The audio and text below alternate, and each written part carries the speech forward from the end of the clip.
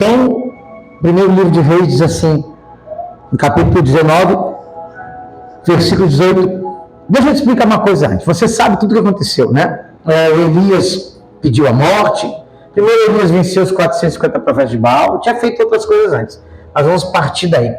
O Elias venceu os 450 profetas de Baal, que era um povo totalmente idólatra contra as coisas de Deus. Elias venceu.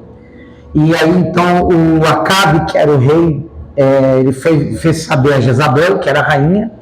Na realidade, o rei que era para mandar não mandava, porque era um banana e quem mandava era a rainha. Tá? Naquele tempo, o rei tinha que mandar. E aí o Acabe fez saber a Jezabel tudo quanto Elias tinha feito. Matado os profetas de Baal a espada. E a Jezabel mandou um mensageiro dizendo, olha, que os anjos façam a mesma coisa comigo se até amanhã, a esta hora, eu não te matar, não tiver morto. Então Elias fugiu para o deserto, deixou o seu moço no caminho, e foi no deserto, deitou debaixo de um zimbro, né, que é um arbusto ali no deserto, e disse, basta, leva de mim a minha alma, porque eu não sou melhor do que os meus pais. Ou seja, eu, analisando esta palavra, na minha concepção, ainda que muitos não aceitem isso, porque é uma coisa pesada de se falar, mas na minha concepção, o Elias cometeu suicídio. Uma pessoa que fala basta, leva de mim a minha alma, chega no deserto, deita debaixo de um arbusto, deserto em calor de 50 graus a mais. Você imagina, com 30 graus a gente já fica com calor. Imagina 50 graus. Então o camarada deitou no deserto e ia morrer desidratado. Quando a pessoa deita num trilho de trem, ela sabe que o trilho de trem vai passar, o que se chama isso? Suicídio. Quando uma pessoa deita no deserto, debaixo de uma árvorezinha, e fala, basta, leva minha alma, está cometendo o quê? Suicídio. Então, o nosso amigo Elias ia para o inferno. A Bíblia diz que Deus mandou um anjo, e o anjo veio, tocou Elias e disse, come, bebe, né? O pão e a água dele. Ele tinha ali um pão cozido e uma água, ele pegou, comeu o pão e bebeu a água e voltou a dormir. Então Elias ainda estava desanimado. Deus mandou um anjo trazer um pão para Elias, cozido. Deus, o pão veio do céu. E água. Imagina você deitado, desanimado da vida, vem um anjo e fala para você, coma esse pão que eu fiz e beba esta água que eu trouxe. Meu Deus, você ficar, quem sou eu? Que maravilha! Pô, com certeza, Jesus. Você vai se animar. Sim ou não? Mas Elias não se animou. Elias continuou pedindo, continuou esperando a morte. A Bíblia diz que a Bíblia fala que Deus mandou voltar o anjo. Então o anjo já tinha o quê? Subido, indo embora. Porque só volta o que foi, não é isso? Não volta o que ainda está ali. O anjo havia ido embora. A Bíblia diz que o anjo voltou, Deus mandou o anjo voltar, e Deus chegou lá em cima, Deus falou assim, volta, porque Elias ainda quer morrer. Eu me preocupo com ele. Eu não aceito que Elias morra. Elias recusou, com seu livre-arbítrio, ele recusou o que Deus tinha dado para ele. Isso está explícito, só não vê que não quer. Tem gente que não aceita. Problema de que não aceita, mas está escrito ali. O anjo veio, chamou, mostrou, ele comeu, bebeu e voltou a dormir. Ele queria morrer naquele sol escaldante.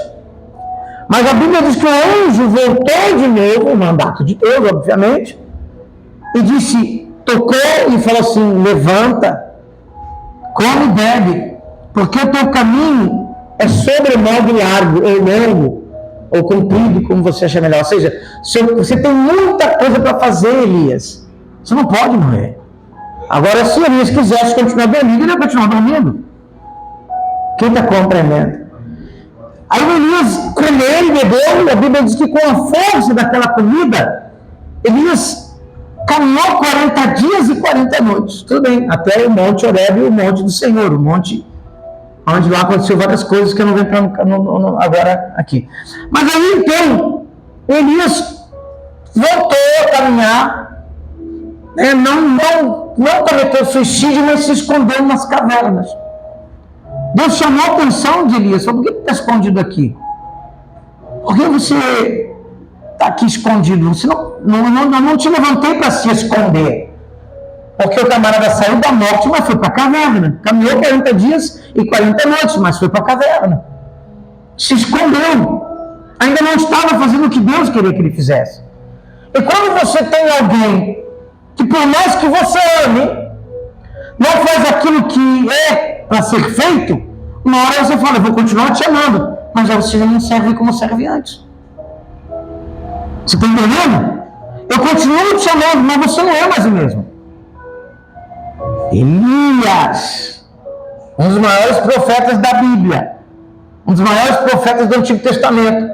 Elias já não era mais o mesmo Elias, não era. Por mais que doa na cabeça de muita gente pensar nisso, não era. E muitas das vezes nós estamos assim. Nós já não somos mais como éramos antes. Mas Deus está insistindo, em nos abençoar. E nós estamos insistindo em desistir. Às vezes, desistimos da morte, mas nos escondemos da caverna. Não vou morrer mais, então, senhor, tá bom. Eu não estou mais com vontade de morrer, mas eu vou ficar aqui escondidinho na minha. Não é isso que Deus quer para você. Deus quer que você faça algo mais. Porém, Deus não vai te obrigar. Deus vai fazer isso aqui, ó. Capítulo 18 de 1 Reis, capítulo 19 de 1 Reis, versículo 18. Aí o Elias fala assim, também Deus fala, né? Eu fiz ficar em Israel 7.000, todos os joelhos que se não dobraram a Baal, e toda a boca que eu não beijou. Quer dizer, o Elias falou assim, só eu fiquei dos profetas do Senhor para enfrentar os midianitas, sei lá quem era naquela época, os fariseus não, os filisteus. Só eu fiquei da casa do Senhor, só eu fiquei dos profetas do Senhor. Deus falou assim, não, ainda tem 7.000 que não se dobraram. Um deles era quem? Quem era o sucessor de Elias? Eliseu. Uns que não tinham se dobrado, um que estava lá cuidando da sua vida, lutando com seus bens, com seus bens, com as suas carroças. Ele não havia desistido ainda, ao contrário do que pensou Elias. Então o Eliseu estava melhor do que o Elias. Ah, mas o Eliseu não enfrentou 450 profetas de Baal. O Eliseu não enfrentou a Jezabel, o Acabe, mas Eliseu não desistiu. É isso que você tem que entender. Por que Deus escolheu Eliseu para tomar o lugar de Elias? Com a unção dobrada. Porque Eliseu estava mais firme do que o próprio profeta. Não havia desistido, não importa o que aconteça. Não importava o que viesse contra o povo de Israel. O Eliseu não desistiu. Estava cuidando da vida dele, mas não desistiu. Aí continuando, fala assim, ó, versículo 19. Partiu, pois, Elias dali e achou a Eliseu, filho de Safate, que andava lavrando, sabe o que é lavrar a terra, né? Cortando, abrindo a terra para botar semente. Com 12 juntas de bois adiante dele. Ele estava trabalhando, irmão. Estava na luta. Não desistiu. E ele estava com a 12ª. Elias passou por ele e lançou a sua capa sobre ele. Então deixou ele os bois e correu após Elias. Eu não vou entrar nos detalhes teológicos agora para não demorar, tá? E correu após Elias e disse, deixa-me beijar o meu pai e a minha mãe, e então te seguirei. E ele me disse, vai e volta. Por que te tenho eu feito? Porque ele havia chamado Eliseu através dessa atitude. Jogou a capa como quem diz, você vai ser o meu sucessor. Deus está te chamando, Eliseu. Deus está chamando você para coisas maiores, não para ser um profeta, não sei, talvez sim. Deus está te chamando não para ser um pastor, não sei, talvez sim. Uma pastora, não sei, talvez sim. Mas Deus está te chamando. Deus está te chamando para a salvação. Deus está te chamando para você manter a tua salvação. O que tem acontecido dentro de você? Talvez essa palavra para alguém, eu não sei, que está desistindo. que está pensando em desistir, ainda que a alma diga, eu não quero desistir, mas o corpo está dizendo, a carne está dizendo, eu quero.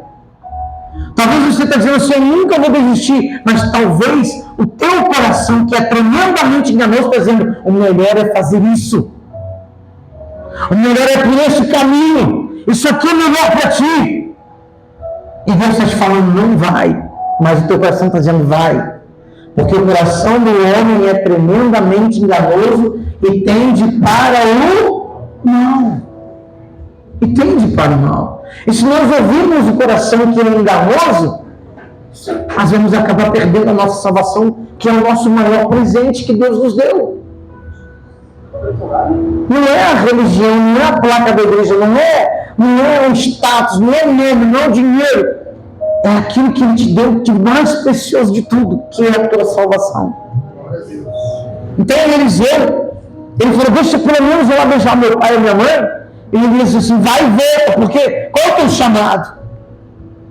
Tu vai ficar? Talvez eu sei, desconhecendo o coração. Ele estivesse pensando, vou lá beijar meu pai e minha mãe. Talvez ele chegasse lá e ficasse, eu vou ter que deixar essas coisas para trás, meu irmão. Eu deixei tudo para trás. Eu deixei tudo para trás, deixei família, amigos. Eu deixei montanhas de amigos. Eu deixei minha mãe, meu pai para trás. Eu deixei tudo para servir a Deus. E não me arrependo um centímetro disso. Quando a gente fala deixar para trás, não é que eu abandonei, tá? Por favor. Entenda direito. Eu resolvi fazer a obra de Deus. Eu resolvi servir ao Senhor. E quando a gente toma essa atitude e diz, Senhor, eu vou te servir, não importa o que aconteça, você pode ter certeza que problemas virão. Eu vou voltar ali quando Eliseu pediu a morte. Eu vou voltar ali quando Eliseu disse, basta, toma minha alma. Olha o que ele falou. Ele se deitou, vou voltar, não vou falar de novo. Ele se deitou debaixo de um zimbro, de uma árvorezinha, porque zimbro, se você ler a do hebraico, zimbro ali é um arbusto. Uma coisinha um pouco mais dentro ali, que ia fazer sombra na cabeça deles. Elias. Elias pediu a morte, ele ia cometer suicídio. Aí eu te pergunto, pensa comigo. Vamos lá, uma coisa que eu já falei, vou falar de novo. Por que Elias pediu a morte? Será que Elias pediu a morte só porque Jezabel falou aquilo para ele? A Jezabel falou assim, ó, que os deuses façam comigo a mesma coisa, que era... Elias matou todos eles à espada. Que os deuses façam comigo a mesma coisa, se até amanhã, antes da hora, eu vou te matar. Quer dizer, será que ele ficou com medo disso? Em primeiro lugar, qual é o rei dos reis? O Deus dos deuses, o Senhor dos senhores. Quem é? É o Deus da Bíblia. Eu creio que o nosso Deus é o Deus verdadeiro. Ele como um profeta que ressuscitou criança, como um profeta que multiplicou alimento de uma viúva, um profeta que fez milagres. Será que ele tem medo de uma mulher que estava falando por deuses?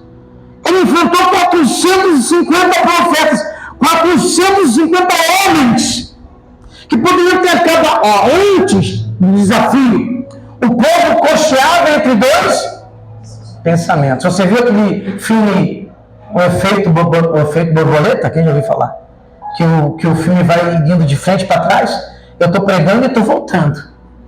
Então lá atrás, quando o Elias falou, até quando vocês vão cochear entre dois pensamentos? Até quando vocês vão ficar? Baal, o Senhor dos Exércitos. Baal, o Rei dos Reis. Baal, até quando? Ali o povo não estava decidido. Se os profetas de Baal se levantassem e falassem, vamos matar esse miserável, está sozinho, só tem ele, vamos acabar com a vida desse cara. Os profetas tinham feito.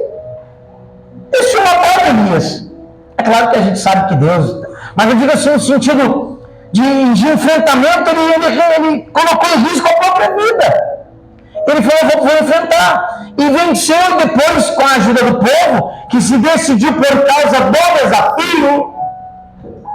Por causa do desafio que ele venceu, o povo se tomou posição e ficou do lado do rei dos reis, e junto com o povo eles mataram os 450 profetas de Baal. Que então levou Acabe, o rei, aí até a Jezabel, rainha, e falar: olha, o Elias fez isso. Então ela ameaçou Elias. Aí você acha que por causa de uma pessoa, ainda que seja mulher, não importa, por causa de uma pessoa, o camarada que ganhou de 450 ia ficar com medo, ia pedir a morte? Eu tenho certeza absoluta, que a depressão que Elias estava sofrendo vinha de outras coisas que estavam acontecendo. De tantas lutas que ele tinha passado. Você imagina, meu irmão, a sua casa tem ar-condicionado. Quem tem ar-condicionado em casa? Você deve ter. Na sua casa, você saiu, eu pelo menos, eu saio do ar-condicionado e vou para um lugar fresco. No carro tem ar-condicionado, a gente vive uma vida abençoada. Imagina como vivia Elias.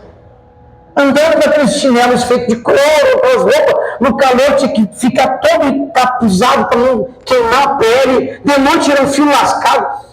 Então ele enfrentava um monte de coisa. Era um homem que vivia de favores, se você ler a Bíblia você vai ver, era honrado por Deus, porque era a missão dele. Mas você imagina quantos problemas acumulados não haviam no coração daquele homem.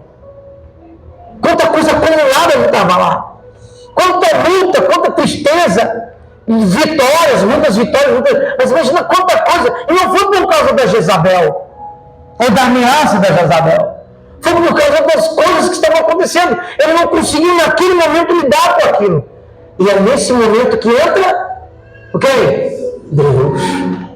Deus mandou o pão e a água uma vez. Ele negou, comeu, mas negou, não quis levantar. Mandou o pão e a água de novo. Ele caminhou 40 dias. Só que ele levantou da morte, mas foi para o exílio, alto exílio. Ele se escondeu. E Deus falou: poxa, Elias, o que você está fazendo nessa caverna, rapaz? E tipo assim, que ele falasse: você não confia em mim, não? Eu estou confiança em mim, rapaz. Agora, você vai ungir outra pessoa, você vai ungir Eliseu no teu lugar. Aconteceu isso que eu vos falei. Ele foi e tal. Também, eu vou ler de novo rapidinho. Também eu fiz em Israel 7.000, porque ele tinha dito que não tinha ninguém, só ele. Ele falou: 7.000.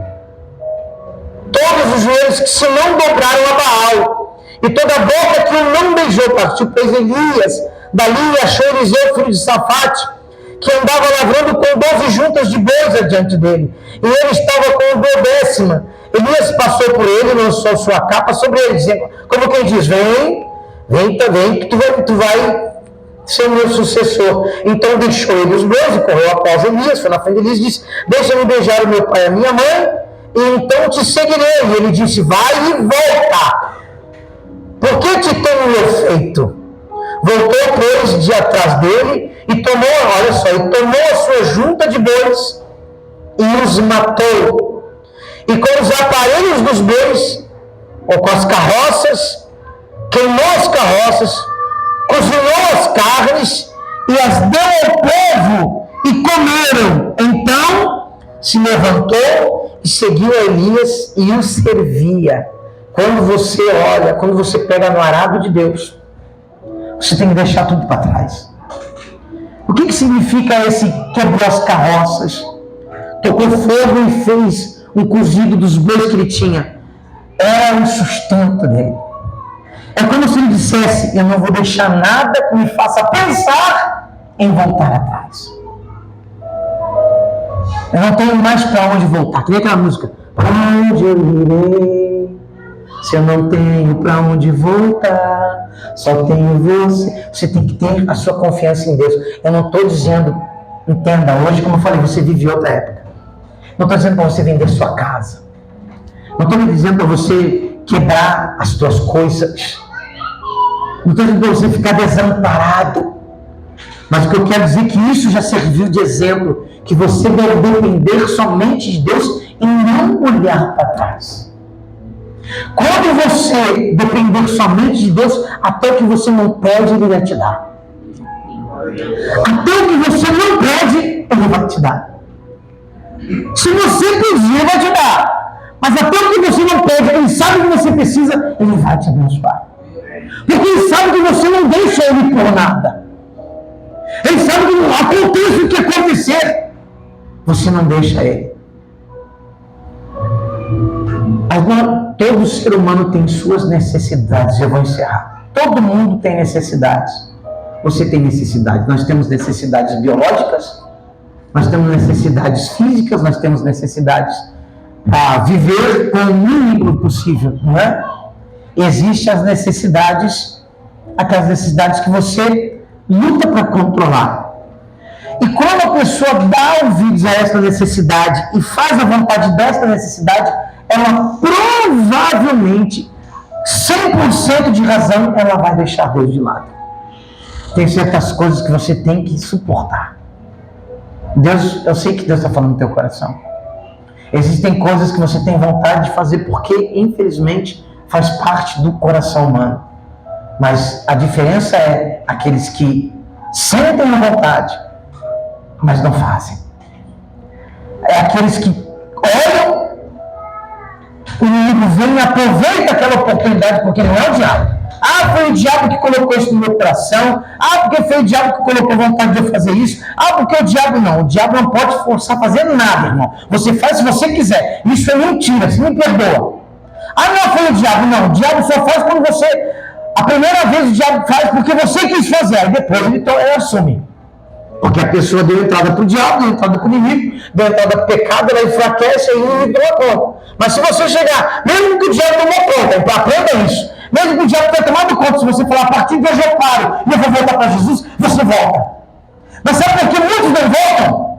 Muitos não voltam para Jesus por causa da vergonha. Elas têm vergonha de voltar. Elas têm vergonha de dizer, poxa, eu errei, eu vou voltar para Jesus. Principalmente voltar na mesma igreja.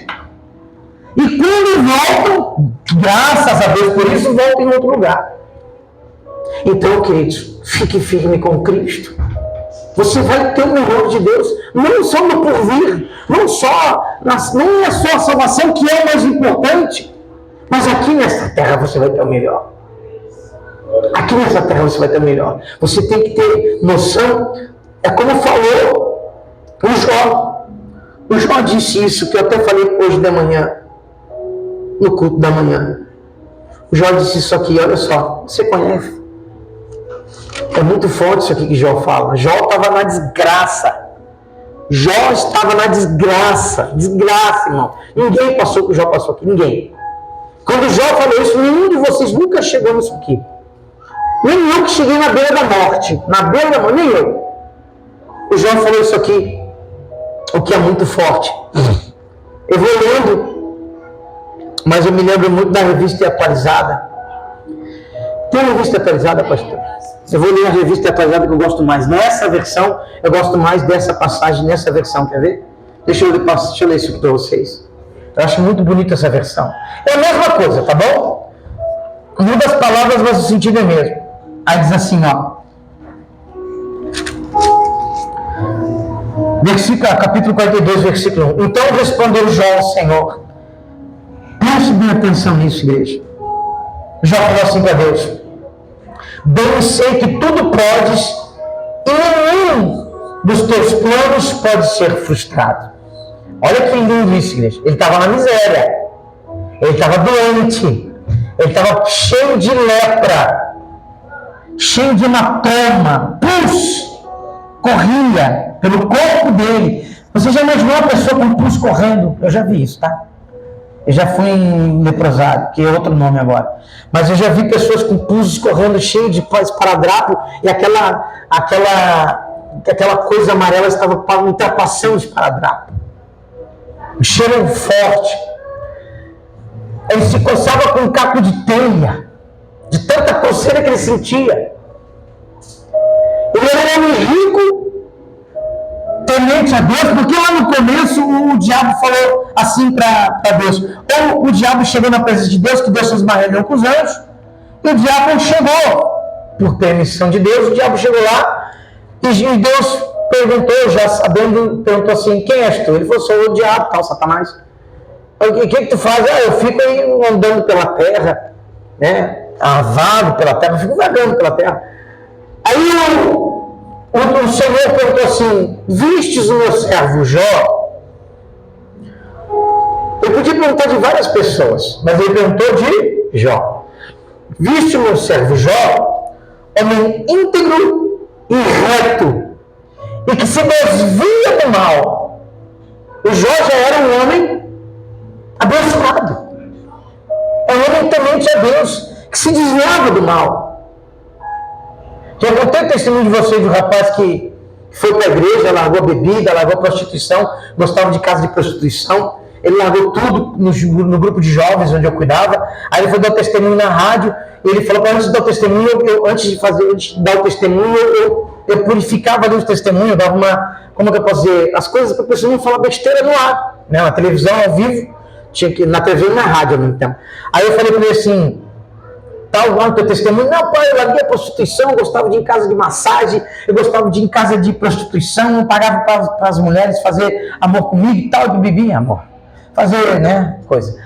E eu gostava e tal, eu gastava muito dinheiro, filho de gente rica, ele é, mas eu gastava muito dinheiro nisso, mas eu... Eu falei, tá, tudo bem.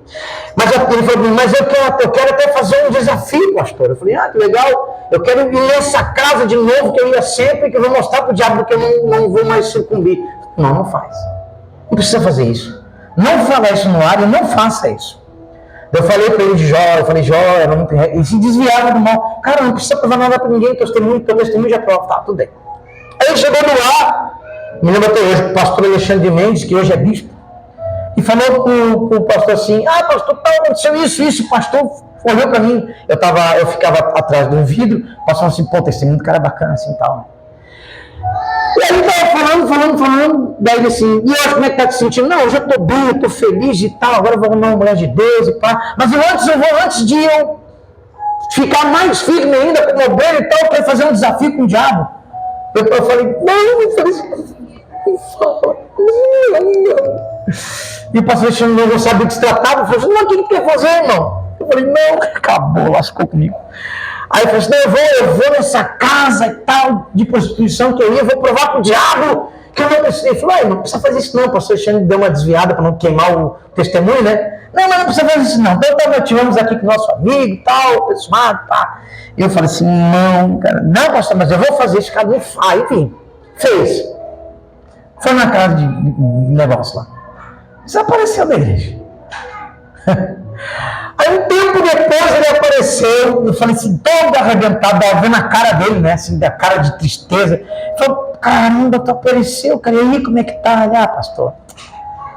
Então, como eu falei pro senhor, eu fui lá fazer esse desafio com o diabo.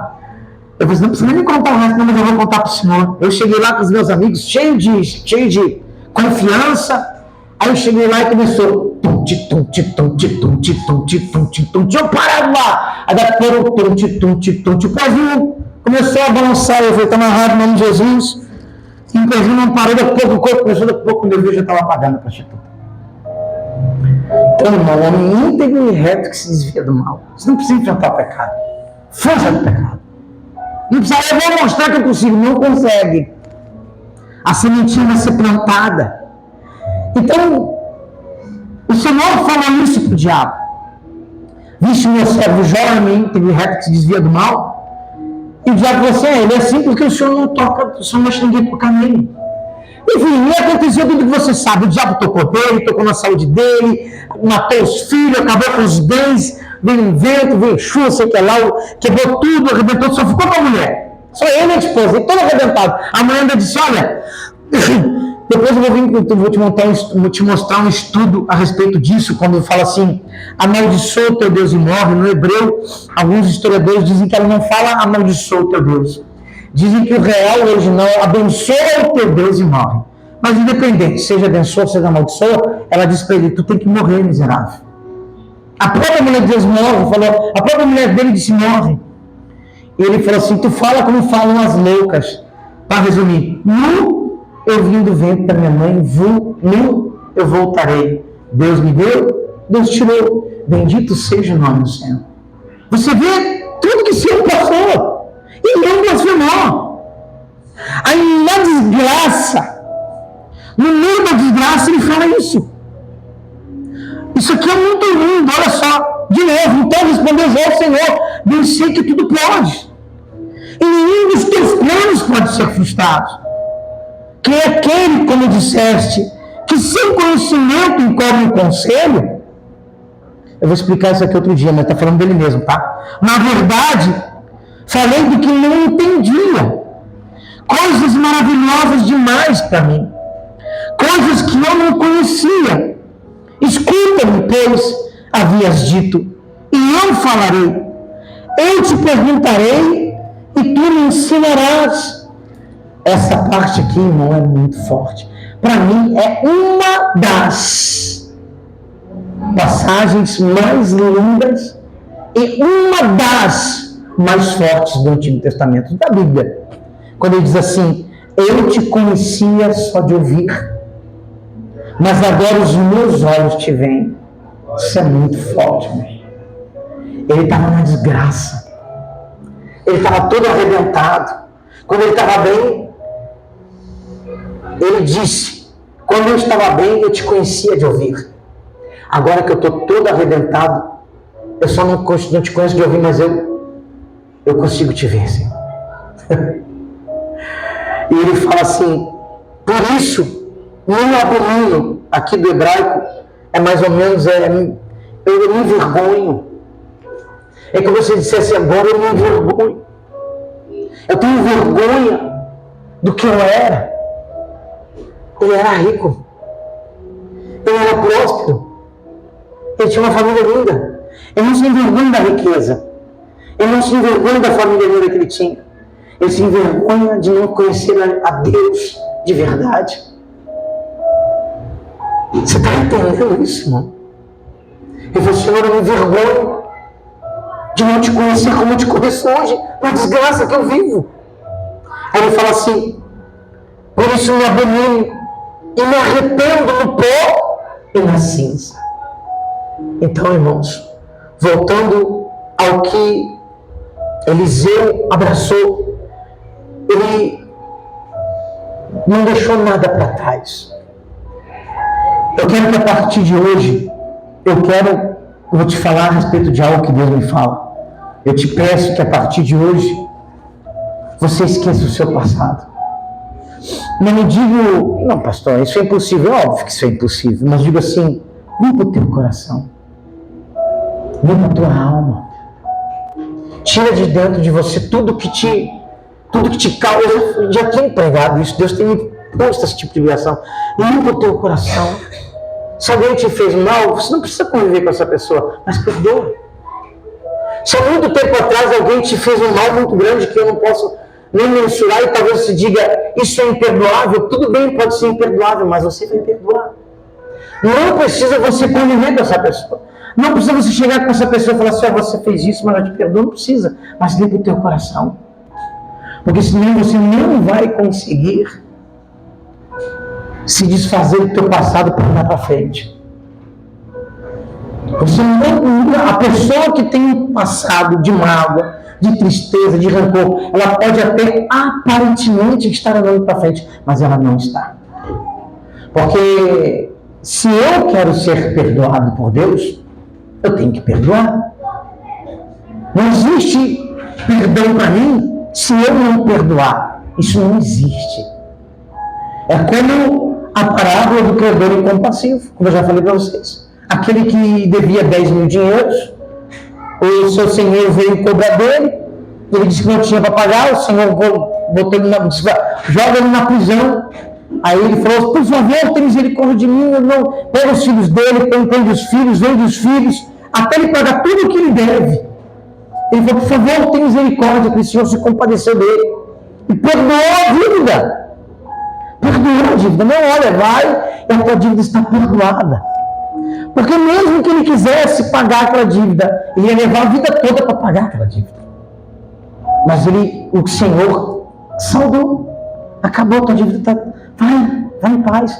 Ele indo achou um que devia 100. 1% do que ele devia. 10 mil para 100. E ele pegou o camarada e paga o que deve, te prender. Começou a enforcar, pegar os teus filhos, prende os filhos dele, prende ele, vai pagar, você vai pagar 100 dinheiros. Que era muito menos do que ele devia. Aí os camaradas viram e falaram assim, aquele lá que tu perdoaste, não perdoou, ele devia muito medo. Chamaram ele de novo assim, você é um cara mau, rapaz. Eu te perdoei uma dívida aqui que te custava você perdoar o cara. Agora você vai ser lançado naquela prisão e lá haverá choro e ranger de dentes. Então, se você quer ser perdoado, você tem que limpar o teu coração. Você tem que perdoar. Para você andar para frente, você tem que perdoar. Para andar para frente, você tem que cortar as âncoras que estão te segurando no mar da tristeza e da angústia. Porque mesmo que você diga, eu não sou triste, se você não perdoa alguém, você é triste. Se você não perdoa o teu coração e dá com raiva de alguém, por mais não importa o que essa pessoa fez, você não precisa conviver com ela, mas limpa o teu coração nesse passado. Porque senão você não vai para frente. Você não vai conseguir andar para frente. Senão é você mesmo. Mas limpa o teu coração, perdoe. Não precisa ir lá para a pessoa dizer, não, eu te perdoo. Não precisa. Se você quiser, vai, se você não vai. Mas limpa o teu coração. Limpa. Ah, pastor, mas é tanta coisa que me fizeram. Você acha que eu fiz? Até ameaça de morte de gente conhecida eu tive. Não, tem coisa na minha vida que eu não posso contar aqui. Que aconteceram. E hoje eu estou com o meu coração limpo, eu perdoei. Todos aqueles que me chamavam de ladrão.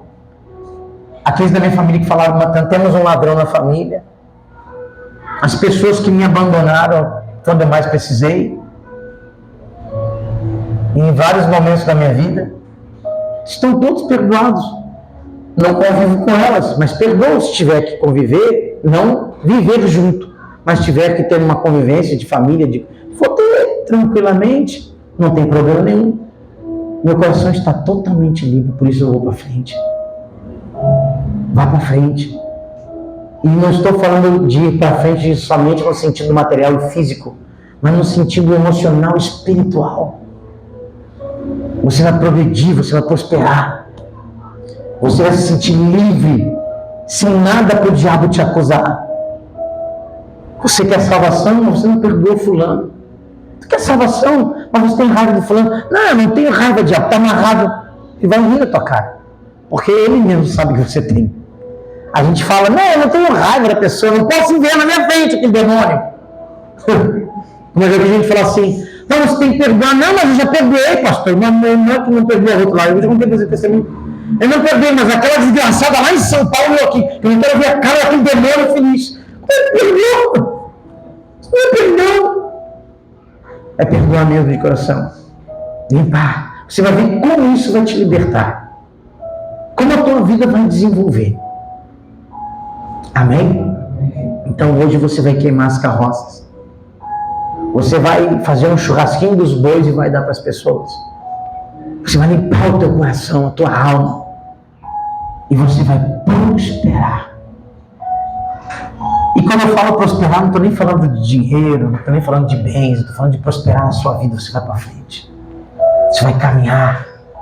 Quando o diabo vai te acusar, sai, diabo. O diabo às vezes não vai acusar, mas aí, mano, já era, acabou, perdeu. Não tem. Pode falar à vontade. Estou nem aí. O